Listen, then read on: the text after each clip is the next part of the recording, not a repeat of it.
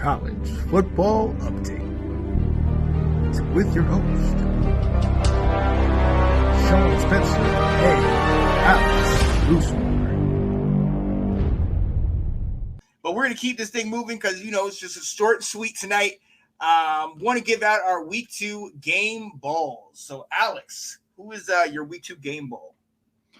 So my first one, I was talking about that Texas-Alabama game. I got to go Quinn Ewers here. Oh, yeah. 24-38, 349 yards, 3 touchdowns. I've been on the record multiple times saying if Quinn Ewers stayed in that game last year, I think they rout Alabama last year. And he stayed in and played very well this year against Alabama. So, yeah, you go into that stadium, beat them on their field and play that well, got to get a game ball. Oh, absolutely. Absolutely.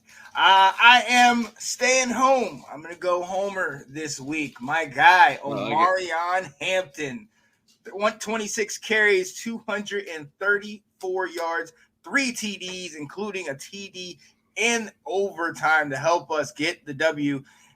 Like I said before, so much attention on Drake May.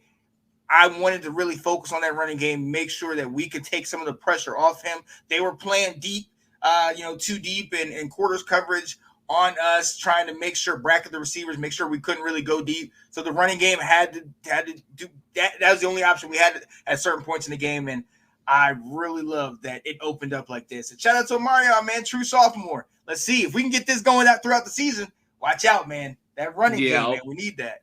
We need that. All right, you got anybody else? I got one more here.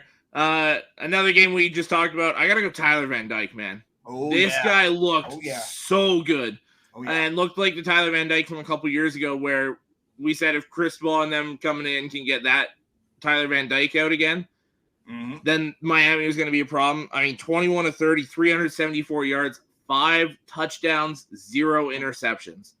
The kid balled out. He looked awesome.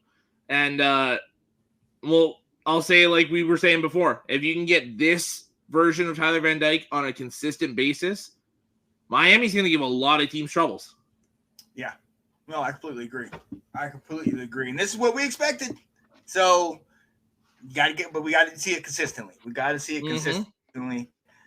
My second game ball was for the first night of the weekend. The first game Thursday night, last Thursday, Louisville played Murray State. Obviously, it was a blowout, but Louisville, has been struggling a little bit last couple years.